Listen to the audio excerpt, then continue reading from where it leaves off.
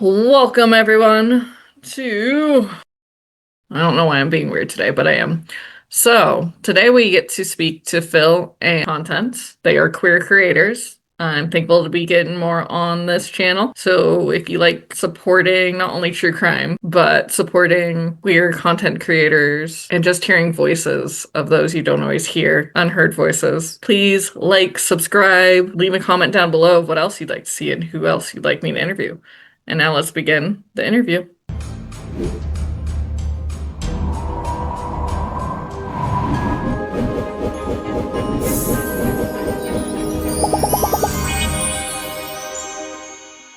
Hi, Phil. If you two could introduce yourselves and what you do. Yeah, I'll start. I'm Kat Calamia. I am the co-owner of Lifeline Comics. We write a lot of queer books. We write a lot of comics in general, and we do their slice of life being our webtoon, and we do a lot through Kickstarter as well. Hi, everyone. I'm Phil Falco. I'm the other co-owner of Lifeline Comics. Like Kat mentioned, we have a big focus on queer comics. Kat and I are both queer, and we love telling queer stories and giving others the opportunity to tell queer stories.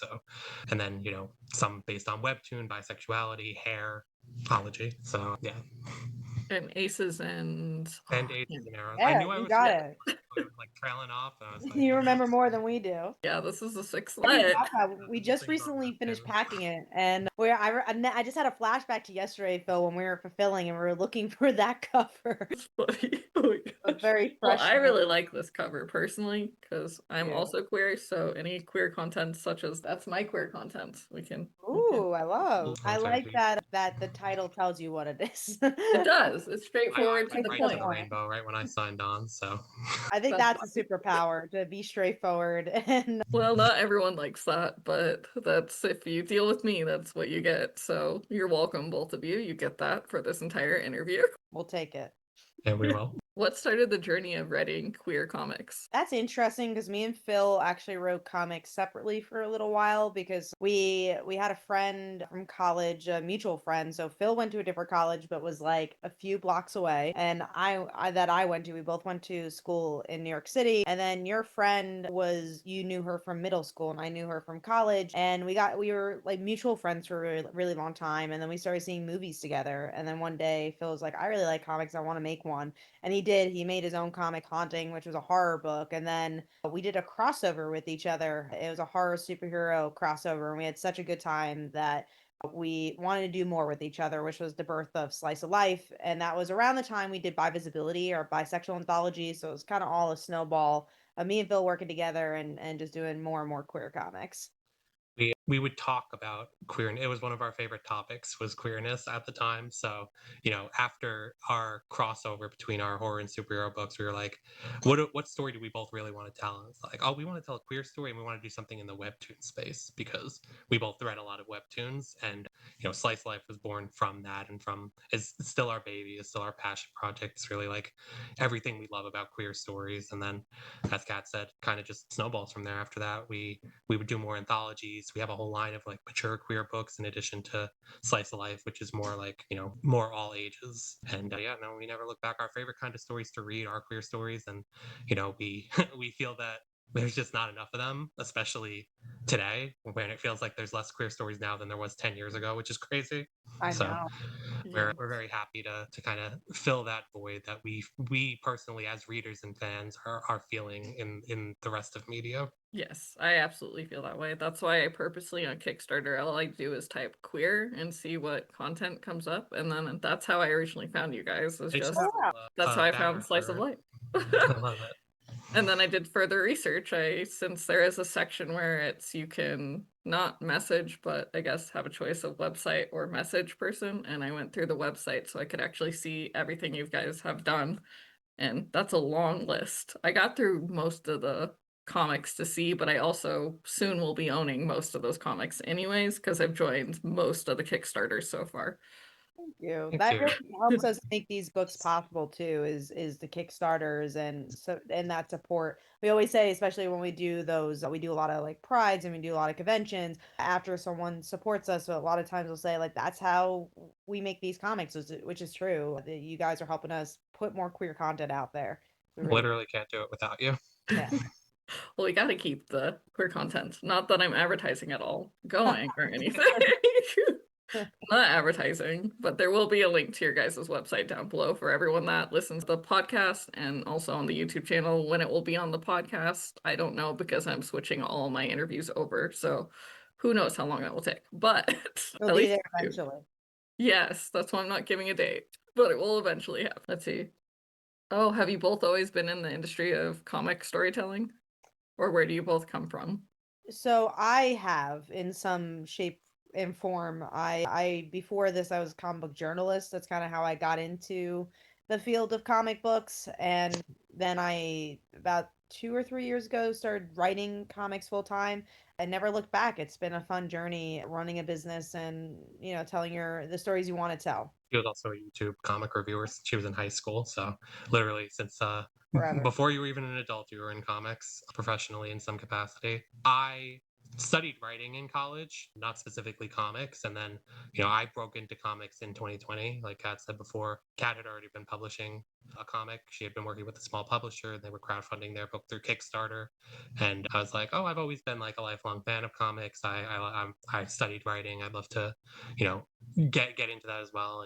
And she gave me some of the benefit of her experience, and since then it's been a roller coaster. Honestly, I published my first book in March of 2020, so the world had just shut down and Diamond had just stopped distributing at the time. So it ended up being, despite horrible circumstances, a pretty good time to run a first Kickstarter, because a lot of people were looking for comic content. And from there, I don't think we've gone, collectively, Kat and myself, I don't think we've gone more than like 3 months without crowdfunding something and releasing some sort of comic. And now we're at the stage where we release at least one a month, if not two. So it's been really great. It's been a really fun journey. Sounds like it.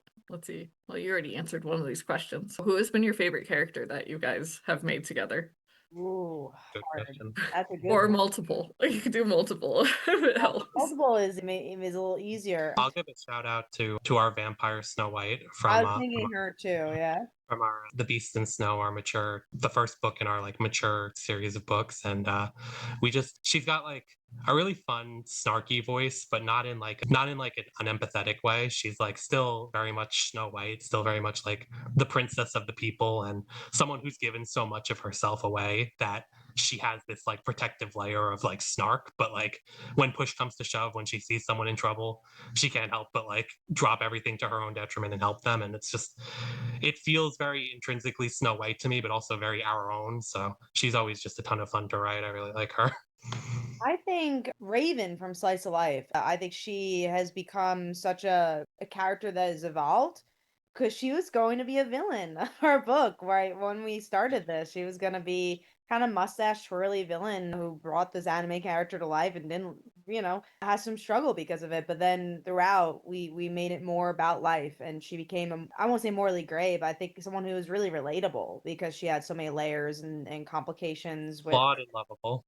yeah. She's the sister of the romantic lead of the book. So it's the book itself is about an anime character who comes to life, like Kat said, and Raven is the super fan of the anime who has some struggles with her favorite anime character kind of evolving beyond her two-dimensional portrayal in the anime. But as Kat said, she kind of evolved into her own person, which was really cool. And she's flawed and complex and interesting and funny, and we really love writing her.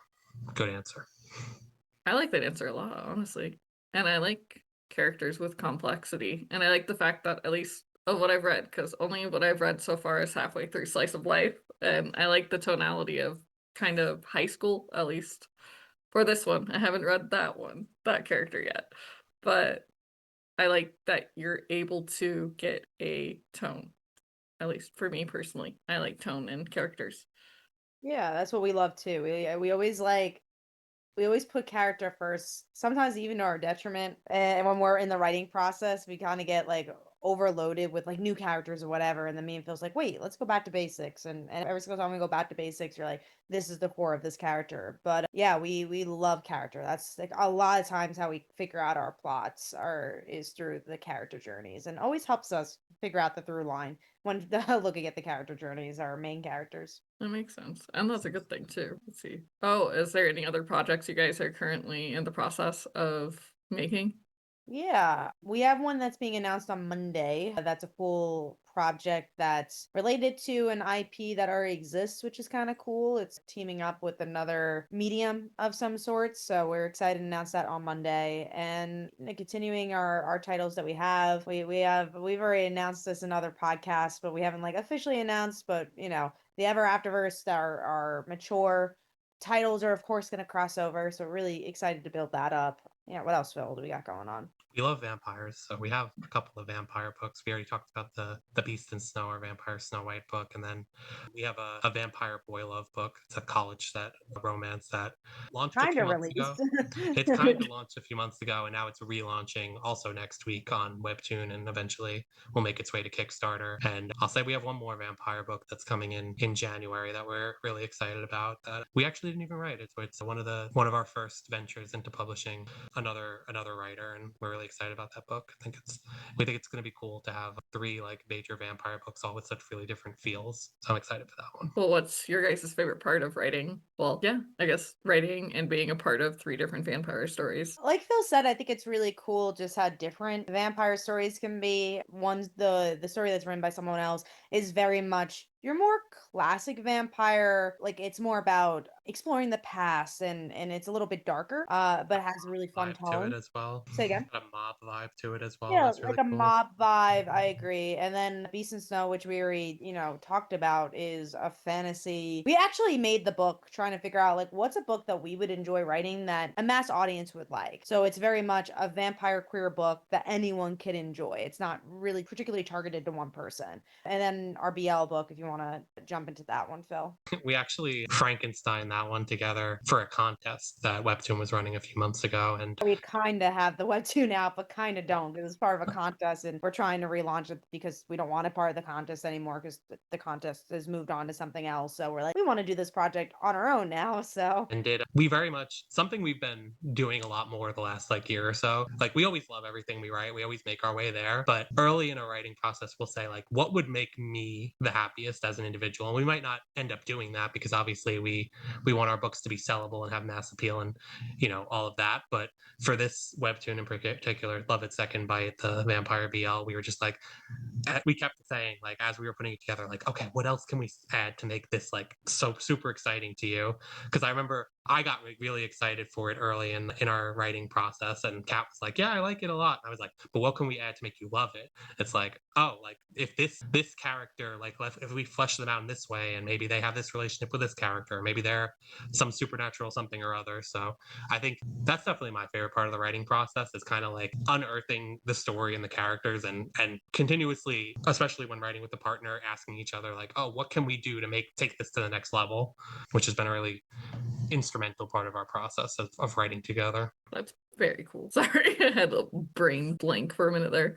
And then I was wondering, what is your day-to-day process of just writing in general, of any of your stories or all of them? You can talk about all of them if you want to. our day to day is a lot of answering emails. And then when we're actually writing, I'll say it's plotting together and figuring out, okay, where do we want to go with this? And we split the books in half. So I write half the book and then Phil writes half the book. So we figure out, all right, who wants to write this scene? Who wants to write that scene? And then we go in our separate corners and write those things and leave notes to each other. That's pretty much our day to day in that regard. We, like Kat said, we try to plot everything together so that we can make sure like both of our voices in everything we write. But we've tried the whole literally writing the scene in the same room thing a few times. And for us in particular, we think we do better kind of going to our own corners and getting to try different things and write by yourself and then come together after the fact. So that's been Especially our process. monologue, it's hard to write that together. You kind of have to sit with your thoughts a Yeah. little more. Every once in a while I'll like accidentally or like not accidentally open a document while you're working on it, and you'll always see like you write a line and then you erase it and then you write a line and you erase it, and it's more awkward to do that when you're literally sitting in the room together. So Yeah, but that's like also the process, right? It's just like, yeah. okay, does it sound good? Does that sound good? But like you said, in person, that's so much harder because then when you say it out loud, it feels more real too. So you're like, okay, I guess that's what we're going with. Like when you're in your own thoughts, you just kind of get a groove. So Well, I like the type of groove that you guys do, at least, even if it's awkward being in the same room of back and forth. Oh, that, especially if you split it in half, that's kind of cool and interesting to hear. And then, do you have a specific artist for each comic, or how do you choose your artist? we do. So every comic has a different artist, and honestly, it's all different ways that we've we've chosen these artists either through Instagram or DeviantArt even. Like when we were doing Slice of Life, the way we found our artists was that we were looking up just fan art for queer couples. And we found was it Shira? I think it was like maybe Shira, Either Supergirl or She-Ra, I think. something like that. And we found Val that way. And That now would make sense with yes, exactly, exactly. I think it must have been She-Ra because I feel like we were looking for like sword lady type things, and that's how we found Val. And she's been such a great collaborator and our longest running collaborator. We've been working with her on a weekly basis for like 3 years, and it's fun because she's like from Italy, so it's cool. That's like it's a worldly event that we're doing here. And then we do these anthologies to help find artists as well. So a lot of times that we use an artist in a short story, we might use them for a longer story. A lot of times that happens. That's how we found an artist for Beast and Snow. So yeah, it's all different things that try to find artists. Even going to conventions, we do that as well. And do you guys have booths at conventions too, or just looking for Yeah, artists? so there are some conventions we'll go to just to be fans, like FlameCon in New York City. It's like a smaller queer like focused convention. That's when we tabled at once and we had a good time, but it's like we were sitting there like I'd rather be walking around looking at all this stuff and not have to sell. So that's kind of like a treat to ourselves every year is that we just go and get to be fans, and then we do the same at San Diego Comic Con. We rather like network there than be chained to our table selling. So those are conventions we'll like walk around and be fans, and then pretty much every other convention we go to, I think we table at for the most part. And we'll try to every con we've been trying, especially recently, we'll like get up and walk around, especially in the morning before things like pick up, to like look at all the art that's around us and see if we can connect with anyone who might be great for like a cover we have to do, or a new project we have in mind. So it's the great thing about conventions is getting to connect with people and be in the same room as a bunch of really talented people. So we've been really trying to make the most of that. Or do panels too. We've done a lot of panels at San Diego Comic Con, especially about Kickstarter. So that's a great way to get a different audience, but also just share your knowledge to other people. So that's fun. Do you have a favorite panel memory? Ooh, I think it's really, really cool just seeing once the panel's over how many people want to learn more about the thing you talked about. We recently did our own panel. Like we're usually guests at a lot of panels, so that we did one that we ran, and it was really cool just to see how many people are interested in the topic. My favorite panel memory is, I think, actually the most recent panel we were on. We were at FlameCon, and someone in the audience would just started clapping after every single question, like every single answer. So like there would be a question for the panelists, and normally you get like scattered applause and then like a clapping when like everyone answers, but they would clap every chance they got, and the whole room was in it, and it became kind of like the running joke where everyone would like kind of laugh and be like, "This is such a polite panel." So I always laugh when I think. That's funny. Do you have, let's see, your Comic Cons, do you have a favorite connection with whether it's fans, just business, or all the Yeah. above? Honestly, I'll start. Kat. I think seeing the same faces over the years is always really meaningful. Like, it's really great, obviously, making a new connection, and like I very much treasure those. But the first thing that came to mind when you asked that question is that when we go to C2E2 in Chicago, every year without fail, there's one fan of ours who bought our books like 3 or 4 years ago, and every year she's like, all right, show me every new thing you've had since the last time I saw you, and she'll without fail just pick up everything. And the excitement she has about the not just like one or two titles in our library, but she's like, no, I've loved everything you've put out, so I want to keep getting everything you're getting. That always is very like gratifying and feel great in the moment. So I think that's my favorite attraction. Yeah, and same for like C2E2 has been a wonderful convention for that. We made our friend Elliot, who now writes comics, that we randomly kind of ran into because he bought a haunting box. And then I think the next year came back, and then we just started getting to know each other. And now we're friends. Like literally, Mhm. I went to Paris and we found out we were going around the same time. So we just hung out for the whole day. So it's like cool that someone who was just a customer who kind of passed by became a good friend that we text often with. So I think that's really cool. Like you never know who you're gonna meet.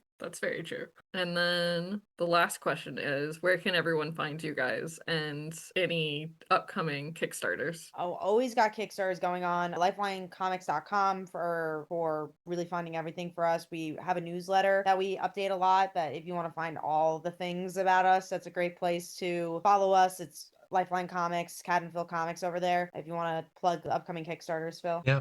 Like Kat said, we pretty much always have Kickstarters. We have a new surprise anthology coming in a couple of weeks that Kat teased earlier. It's going to be announced on Monday. Probably it's already announced by the time this is airing, maybe.